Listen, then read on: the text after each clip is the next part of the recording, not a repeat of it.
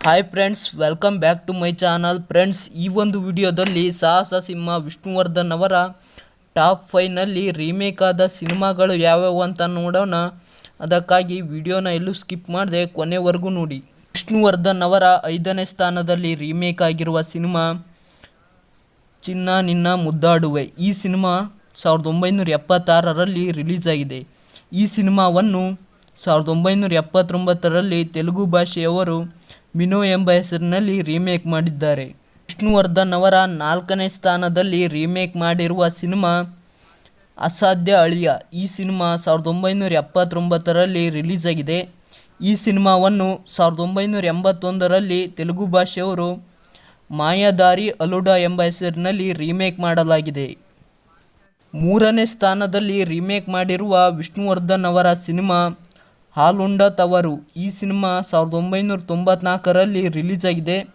ಈ ಸಿನಿಮಾವನ್ನು 1996ರಲ್ಲಿ ತೆಲುಗು ಭಾಷೆಯಲ್ಲಿ ಪುಟ್ಟಿಟ್ಟಿ ಗೌರವಂ ಎಂಬ ಹೆಸರಿನಲ್ಲಿ ರೀಮೇಕ್ ಮಾಡಲಾಗಿದೆ. ವಿಷ್ಣುವರ್ಧನ್ ಅವರ 2ನೇ ಸ್ಥಾನದಲ್ಲಿ ರೀಮೇಕ್ ಮಾಡಿರುವ ಸಿನಿಮಾ ನಾಗರ ಹಾವು. ಈ ಸಿನಿಮಾ ವಿಷ್ಣುವರ್ಧನ್ ಅವರ ಮೊದಲ ಸಿನಿಮಾ. ಈ ಸಿನಿಮಾ 1974ರಲ್ಲಿ ರಿಲೀಸ್ ಆಗಿದೆ.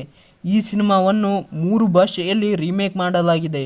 ಈ ಸಿನಿಮಾವನ್ನು 1974ರಲ್ಲಿ ಹಿಂದಿ ಭಾಷೆಯಲ್ಲಿ ಜಯರೀಲ್ ಇನ್ಸಾಲ್ ಎಂಬ ಹೆಸರಿನಲ್ಲಿ ರೀಮೇಕ್ ಮಾಡಲಾಗಿದೆ ಮತ್ತು ಈ ಸಿನಿಮಾವನ್ನು 1974ರಲ್ಲಿ ತಮಿಳು ಭಾಷೆಯಲ್ಲಿ ರಾಜನಾಗಂ ಎಂಬ ಹೆಸರಿನಲ್ಲಿ ರೀಮೇಕ್ ಮಾಡಲಾಗಿದೆ ಮತ್ತು ಈ ಸಿನಿಮಾವನ್ನು 1974ರಲ್ಲಿ ತೆಲುಗು ಭಾಷೆಯವರು ಕೊಡೆನಾಗು ಎಂಬ ಹೆಸರಿನಲ್ಲಿ ರೀಮೇಕ್ ಮಾಡಿದ್ದಾರೆ. ವಿಷ್ಣುವರ್ಧನ್ ಅವರ ಈ ಸಿನಿಮಾ 3 ಭಾಷೆಗೆ ರೀಮೇಕ್ ಆಗಿದೆ. ಮೊದಲನೇ ಸ್ಥಾನದಲ್ಲಿ ರೀಮೇಕ್ ಮಾಡಿರುವ ಸಾಹಸ ಸಿಂಹ ವಿಷ್ಣುವರ್ಧನ್ ಅವರ ಸಿನಿಮಾ ಆಪ್ತರಕ್ಷಕ. ಇದು ಅವರ ಕೊನೆಯ ಸಿನಿಮಾ. ಈ ಸಿನಿಮಾ 2010ರಲ್ಲಿ ರಿಲೀಸ್ ಆಗಿದೆ.